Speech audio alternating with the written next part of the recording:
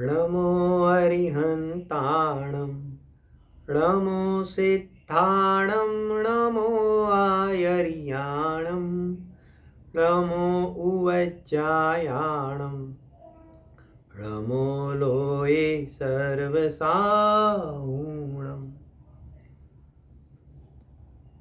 આજે ઉત્તમ આર્જવ ધર્મ સંબંધી આપણે સ્વાધ્યાય કરીશું. ઉત્તમ ક્ષમા ધર્મ, માર્દવ ધર્મ અને ત્રીજો છે આપણે આર્જવ ધર્મ. હકીકતની અંદર કોઈ આ ક્રમથી ધર્મ પ્રગટ થતા નથી કે પહેલાં ઉત્તમ ક્ષમા ધર્મ પ્રગટ થયો, પછી માર્દવ થયો, પછી આર્જવ ધર્મ થયો. બોલવામાં ક્રમ પડે છે. આ બધા જે ધર્મ પ્રગટ થાય છે તો કહે છે કે એ તો એક આત્માના અવલંબને એના આશ્રય જે વિતરાગ ભાવ પ્રગટ થાય છે તો કહે છે કે તે બધાને જ કોઈ એક એંગલથી ઉત્તમ ક્ષમા કહીશું ક્રોધના ભાવમાં, તો એ જ વિતરાગ ભાવને બીજા એંગલમાં અહીંયા એને માન કસાઈનો અભાવ થયો તો તેને માર્દવ ધર્મ કહીશું. કારણ કે જ્ઞાની ધર્માત્માને અનંતાનુબંધી ક્રોધ, માન, માયા, લોભ ઇત્યાદિ ચારે કસાયોનો એક સાથે અહીંયા આગળ અભાવ જોવામાં આવે છે. તો તેની પરિણતિની અંદર પણ ઉત્તમ, ક્ષમા, માર્દવ, આર્જવ ઇત્યાદિ ધર્મો પણ બધા એક સાથે પરિલપતા અહીંયા આગળ જોવામાં આવે છે. પણ બોલવાના ક્રમની અપેક્ષાએ આજે ઉત્તમ આર્જવ ધર્મની ચર્ચા જોઈશું. ક્રોધના અભાવમાં ક્ષમાભાવ પ્રગટ થાય છે. માન કસાઈના અભાવમાં ઉત્તમ માર્દવ ધર્મ પ્રગટ થાય છે. અને અહીંયા આગળ માયાચારી કસાઈના અભાવમાં ઉત્તમ આર્જવ ધર્મ પ્રગટ થાય છે. ઉત્તમ આર્જવ ધર્મ એટલે શું? આર્જવનો અર્થ થાય છે સરળતા, કે જીવનો સરળ સ્વભાવ છે, સહજ સ્વભાવ છે. આત્માના અવલંબને એ માયા કસાઈનો અભાવ થઈને જે અહીંયા આગળ સહજતા અને સરળતા પ્રગટ થાય છે તેને સર્વજ્ઞ ભગવાન ઉત્તમ આર્જવ ધર્મ કહે છે. હવે આપણે જોઈએ કે ક્રોધ કસાઈના અભાવમાં જે ક્ષમાભાવ પ્રગટ થયો, માન કસાઈના અભાવમાં અહીંયા આગળ ઉત્તમ માર્દવ ધર્મ પ્રગટ થયો. ક્રોધ થઈ ગયો સંસાર અવસ્થામાં એક અપેક્ષાએ જોવામાં આવે તો કોઈ બારમાં એક એવી ઘટના બની કે મારી ઈચ્છા અનુસાર કાર્ય ન થયું તો ત્યાં ટેમ્પરરી આપણને એક ક્રોધના પરિણામ અહીંયા આગળ ઉત્પન્ન થઈ ગયા. કોઈ ઘટના વિશેષ બનતા માન કસાઈ પણ ઉત્પન્ન થઈ ગઈ કે ક્યારેક કોઈએ આપણા વખાણ કરી લીધા અથવા તો ક્યારેક આપણી કોઈએ નિંદા બી કરી લીધી. તો અહીંયા આગળ વખાણ કર્યા કે નિંદા કરી તો એ પણ એક ઘટના બની. મારે એ બતાવવું છે કે એ ઘટના બહારમાં કોઈ બની ગઈ અને અહીંયા માનનું સેવન મને થઈ ગયું. ક્રોધ થવાવાળી ઘટના બહારમાં બની ગઈ તો મને અહીંયા આગળ ક્રોધ કસાય ઉત્પન્ન થયો. પણ માયાચારીમાં એવી ઘટના બની ગઈ એવું નથી. માયાચારીની અંદર તો માયાચારી કરવા માટે આ સામે ચાલીને જ ઘટના ઊભી કરે છે. બંનેમાં ફરક છે. ખ્યાલ આવ્યો શું કહેવા માંગીએ છીએ? બહુ સમજવા જેવી વાત છે કે માયાચારીના પરિણામ થઈ ગયા એમ નહીં. માયાચારીના પરિણામ તો પ્લાનિંગ સાથે જ એને કર્યા છે. જગતની અંદર કોઈ પણ જીવને મારે છેતરવાનું છે તો મેં પહેલેથી જ વ્યવસ્થિત અહીંયા આગળ પ્લાનિંગ કર્યો છે અને પ્લાનિંગ પૂર્વક જ બુદ્ધિપૂર્વક જ હું એ સામેવાળા જીવને છેતરું છું. તે જ અહીંયા આગળ જેને કહેવાય કે મારી માયાચારીના પરિણામ કહેવામાં આવશે. બીજી ભાષામાં કહીએ તો મન, વચન અને કાયની કુટિલતાનો ત્યાગ તેને ઉત્તમ આર્જવ ધર્મ કહેવામાં આવે છે. વ્યવહારનું આ સ્વરૂપ છે કે જે મનમાં હોય તે જ રીતે અહીંયા આગળ વચનથી કહે છે અને તે અનુસાર તેનું અહીંયા આગળ બહારમાં કાર્ય થતું પણ જોવામાં આવે છે. પરંતુ મનમાં કંઈ હોય, વચનથી એક કોઈને કંઈ કહે અને ક્રિયા તો કોઈને કોઈ કરે તો કહે છે કે આવું એને મન, વચન અને કાયનું જે મેચિંગ જોવામાં નથી આવતું, જે બેલેન્સ જોવામાં નથી આવતું, એને જ અહીંયા આગળ શાસ્ત્રીય ભાષાની અંદર અહીંયા આગળ કેને કહેવાય કે કુટિલતા કહેવામાં આવે છે અને એને જ બીજી ભાષાની અંદર માયાચારીના પરિણામ કહેવામાં આવે છે. માયાચારી શા માટે કરે છે જીવ? તો એની ગહેરાઈમાં જ્યારે વિચાર કરીએ છીએ કે કોઈ પણ વસ્તુની એ પ્રાપ્તિ કરવા માંગે છે, ચાહે બહારના સંયોગ હોય, ચાહે કોઈ બહારના પદ હોય, લૌકિક ક્ષેત્રે કે કોઈ પણ રીતે ધર્મ ક્ષેત્રે કંઈ ને કંઈ ચાહનાના કારણે એને એમ માની લીધું છે કે જો હું આ કંઈક માયાચારીથી એને છેતરીશ તો એ વસ્તુની અહીંયા આગળ મને પ્રાપ્તિ થઈ જશે, એવું એનું અજ્ઞાન અને એવી એની માન્યતા પડી છે. પણ એ જીવ ભૂલી જાય છે કે કોઈ પણ વસ્તુની પ્રાપ્તિ જે છે તે પુણ્યના ઉદયમાં પ્રાપ્ત થાય છે. પુણ્યના ઉદય વગર તું ગમે તેટલી માયાચારીના પરિણામ કરી લે, પરંતુ તેનું ફળ તો ઘણું માઠું આવે છે. પુણ્યના ઉદયમાં જ તું ન ઈચ્છે તો એ અહીંયા આગળ કહે છે કે બહારની ચીજો સહજ તને પ્રાપ્ત થઈ જાય છે. માયાચારીના પરિણામની અંદર રત્નકરણ સાવકાચારમાં ઘણી સુંદર સુંદર વાત બતાવી છે કે માયાચારીના પરિણામની અંદર ન જાણે આ જીવ કેટલી કેટલી કેવી કેવી ગતિઓની અંદર જેને કહેવાય કે રખડે છે. મુખ્ય રૂપથી માયાચારીના પરિણામ એટલે આડા પરિણામ, વક્ર પરિણામ. તો કહે છે કે આવા વક્ર પરિણામ એટલે કે બીજાને ઠગવાના પરિણામ, બીજાને જે છેતરવાના પરિણામ, આપણને કંઈક પરિણામ થઈ જાય છે તો આપણને એમ લાગે છે કે મેં તો કંઈક જ છેતરવાના ભાવ થઈ ગયા, પરંતુ એવા પરિણામની અંદર અહીંયા આગળ કહે છે કે જીવ કેટલીય તિર્યંચ યોનિની અંદર જન્મ લેવા માટે ચાલ્યો જાય છે. પ્રશ્ન પૂછવામાં આવ્યો કે આ 4 કસાઈમાંથી જીવ સૌથી વધારે કસાઈ કઈ કરે છે? તો અહીંયા આગળ કહે છે કે જો એની એવરેજ કાઢવામાં આવે સંસાર અવસ્થાની, તો આ સંસારી જીવ 4 કસાઈમાંથી એ કહે છે કે માયાચારીના પરિણામ એ કે સૌથી વધારે કરે છે.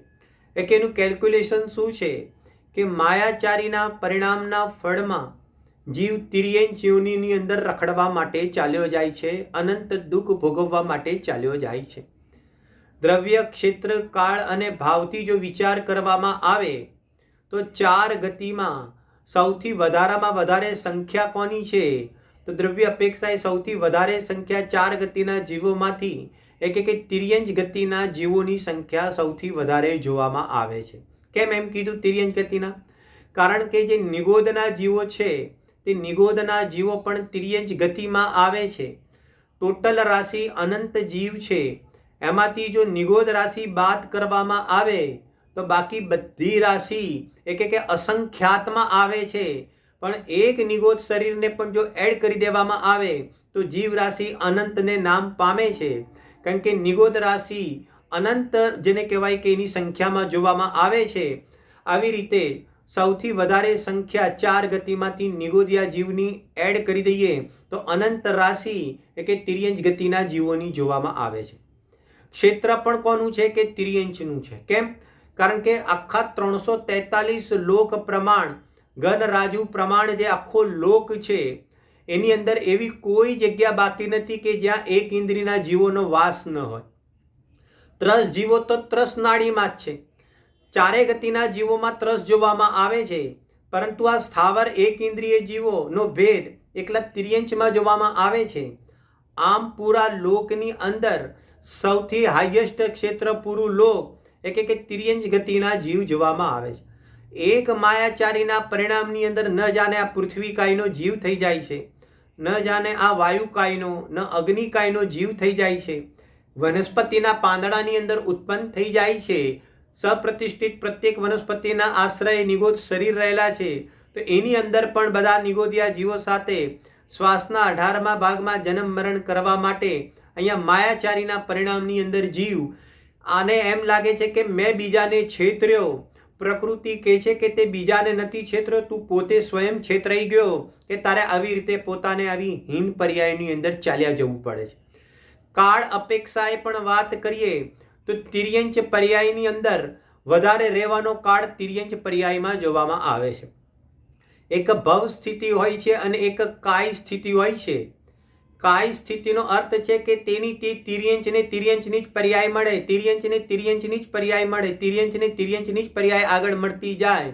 તો અહીંયા આગળ કહે છે કે એક ઇન્દ્રિયમાં રહેવાનો કાળ અહીંયા આગળ બતાવે છે અસંખ્યાત પુદ્ગલ પરાવર્તન. આટલો લાંબો કાળ કે જીવ ક્યાં કાઢે છે તો કે જીવ આવી લાંબો લાંબો કાળ એક ઇન્દ્રિય વગેરે તિર્યંચ પર્યાયોની અંદર કાઢી લે છે અને ભાવ અપેક્ષાએ જોઈએ તો તિર્યંચમાં જવાને યોગ્ય આવી જાતના જે માયાચારીના પરિણામ એ કે જગતના જીવોને જોવામાં આવે છે. માટે આવા અનંત અનંત દુઃખ ભોગવવા માટે એક જીવ અહીંયા આગળ જેને કહેવાય કે ત્યાં આગળ એક ચાલ્યો જાય છે. બહુ સમજવા જેવી વાત છે. આ ઘણી ગંભીર વાત છે. અહીંયા આગળ સંસાર અવસ્થામાં એક પર્યાય પણ જો બગડી જાય છે તો અહીંયા આગળ કહે છે કે તેનો ગ્રાફ પછી એક નીચે ઉતરતો જાય છે, નીચે ઉતરતો જાય છે, નીચે ઉતરતો જાય છે. અને અહીંયા આગળ એના દ્રવ્ય ક્ષેત્ર કાળ ભાવ પણ એવા બદલાઈ જાય છે કે એના દુઃખ રૂપે દ્રવ્ય ક્ષેત્ર કાળ ભાવ જોવામાં આવે છે. ત્યાં ધર્મ પ્રગટ કરવાનો કોઈ અવકાશ પણ નથી રહેતો. તિર્યંચના ગતિના જીવોને વિચાર તો કરો, અક્ષરાત્મક વાંચા પણ નથી હોતી. અહીંયા આગળ એ કંઈ કહેવા માંગે છે તો અહીંયા આગળ બીજી ગતિના જીવો કોઈ વિશેષ કરીને એને સમજી શકતા નથી. પોતે અંદરમાં કેટલો દુઃખી થાય છે એક ઇન્દ્રિય વગેરે જીવ, ચીસો પાડે છે, પરંતુ સાંભળવા વાળું અહીંયા આગળ કોઈ નથી. એ કે આ બધું દુઃખ કેવી રીતે ઊભું થયું? તો કે છે કે તે બીજાને ઠગ્યા ને બીજાને છેતર્યા. કે તેના ફળમાં આવી ગતોની અંદર જીવ ચાલ્યો જાય છે. બહુ સમજવા જેવી વાત છે. માયાચારીના પરિણામ ક્યાં આગળ કરે છે તો કે છે કે રાજ્ય વિરુદ્ધ માયાચારીના પરિણામ એના જોવામાં આવે છે, લોક વિરુદ્ધ તેના માયાચારીના પરિણામ જોવામાં આવે છે, અને ધર્મ સંબંધી પણ એને માયાચારીના પરિણામ જોવામાં આવે છે. જુઓ તો ખરા, આના કસાયોનો ગ્રાફ કેટલો બધો તીવ્ર છે કે લૌકિક ક્ષેત્ર તો નથી છોડતો, પરંતુ જેને કહેવાય કે ધર્મ ક્ષેત્ર પણ છોડતો નથી. રાજ્ય વિરુદ્ધ તેની શું માયાચારી છે? એ કોને ઠગે છે? એ કે રાજા હોય, પહેલાના જમાનામાં તો રાજાનું રાજ્ય ચાલતું હોય તો કે છે કે રાજાથી છુપાઈને અહીંયા આગળ કહે છે કે ટેક્સ વગેરેની ચોરી કરવી, તો કે છે કે એ બધું શું છે? એ બધું રાજ્ય સંબંધી કે માયાચારી છે. પોતે શું કરે? ખોટા પેપરો બનાવી દે અને જમીન બીજા કોઈની હડપી જાય તો અહીંયા આગળ કહે છે કે તે રાજ્ય સંબંધીની માયાચારી છે. એના ફળમાં શું થાય છે? કોઈને તો એમ થાય કે મેં મારી બાજુની થોડીક જ જગ્યા મેં લઈ લીધી, બીજાના નામની હતી ને મેં થોડી પચાવી લીધી, ગવર્મેન્ટની હતી ને થોડી પચાવી લીધી. અરે હે જીવ, તને ખ્યાલ નથી. પાપના ઉદયમાં આવતા અહીંયા આગળ કહે છે કે તને રહેવા માટે જગા ને રહેવા માટે કે મકાન નહીં મળે. અહીંયા આગળ કહે છે કે આવા માયાચારીના ફળ શું છે? કે તું જમીન વગરનો રહીશ અને ત્યાંથી ક્યાં અને ક્યાંથી ક્યાં કે તારે ભટકવું પડશે. માટે તું શીઘ્રમાં શીઘ્ર આવા માયાચારીના પરિણામ અહીંયા આગળ છોડી દે. થોડું થોડું બતાવીએ છીએ સમયના અનુસાર આપણે, પણ શાંતિથી પ્રેક્ટિકલ પોતાની લાઈફમાં ઘણો વિચાર કરશો તો પોતાના પરિણામ આવી રીતે બહાર ઉભરીને નીકળશે. બીજાના પરિણામ જોવાના નથી, પોતાના પરિણામ તપાસવાના છે. અહીંયા આગળ લોક વિરુદ્ધ લોક સંબંધી માયાચારી શું છે? જુઓ તો ખરા, આ સંસારની અંદર કોઈ છોકરો તો પોતાના માતા પિતાને પણ છેતરી જાય છે, કોઈ પતિ પોતાની પત્નીને છેતરે છે, કોઈ પત્ની પોતાના પતિને છેતરે છે. અહીંયા આગળ પત્ની કંઈક માંગે છે તો પતિ માયાચારી કરીને એને ના પાડી દે છે, અને અહીંયા આગળ પત્નીને કંઈ જોઈતું હોય તો ખોટા આ સંસારની અંદર પતિને લાડ લડાવે છે, અહીંયા આગળ ખોટા પ્રેમ જતાવે છે. તો કે છે કે આ બધી પતિ પત્નીની એકબીજા પ્રત્યેની કે છે કે માયાચારીના પરિણામ છે. બહુ કડક વાત લાગે છે, પણ શું કરીએ? આ સંસારની વિચિત્રતા છે, સંસારનું સ્વરૂપ છે. અહીંયા આગળ કહે છે કે જે ઈમાનદારીથી ચાલે છે, જે સત્યતાના માર્ગ ઉપર ચાલે છે, તો અહીંયા આગળ અનુકૂળ પતિ, અનુકૂળ પત્ની, અનુકૂળ પુત્ર, અનુકૂળ પુત્રી ઇત્યાદિ વગેરેનો ભેટો થાય છે. જે કોઈ એકબીજાને છેતરતા નથી, પરંતુ બધા બહુ સરળ સ્વભાવથી અને જેને કહેવાય કે બધા નિખાલસ ભાવથી એકબીજાની પોતાની વાત વ્યક્ત કરે છે અને જીવનનું ગુજરાન કરે છે.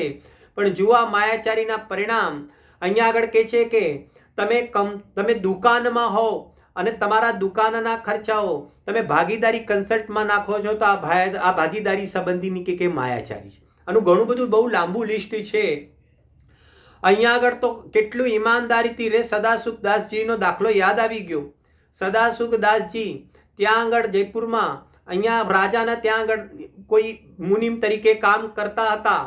સાંજે 5 વાગ્યા સુધીનો એમનો સમય હતો, અને 5 વાગ્યા બાદ જ્યારે પોતાનું કામ કરવાનું હોય તો કે છે કે પેન પણ રાજ્યની નતા વાપરતા, પણ પોતાની પેનથી કે પોતાનું વર્ક કરતા હતા, કારણ કે 5 વાગ્યા પછી એ પોતે સમજો કે રાજ્યમાં મતલબ કે ત્યાં આગળ નતા જોડાયા, પરંતુ સમજો કે 5 વાગ્યા પછી પોતાના ઘર કામમાં પોતાનું જેને કહેવાય કે વસ્તુ વાપરવી, આટલી તો ઈમાનદારી એ કહે છે કે ગ્રહસ્થ દશામાં સદાસુખ દાસજીની જોવા મળતી હતી.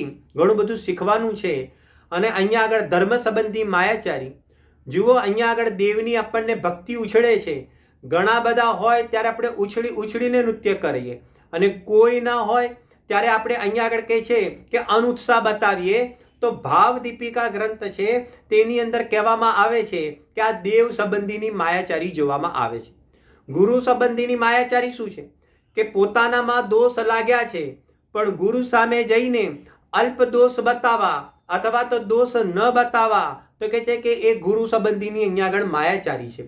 શાસ્ત્ર સંબંધીની શું માયાચારી છે કે મનની અંદર તો બીજી માન્યતા રાખવી અને શાસ્ત્ર અનુસાર જેને કહેવાય કે બહારમાં તો ચાલવાનો દેખાડવો કરવો, કે આ બધું શાસ્ત્ર સંબંધીની માયાચારી છે.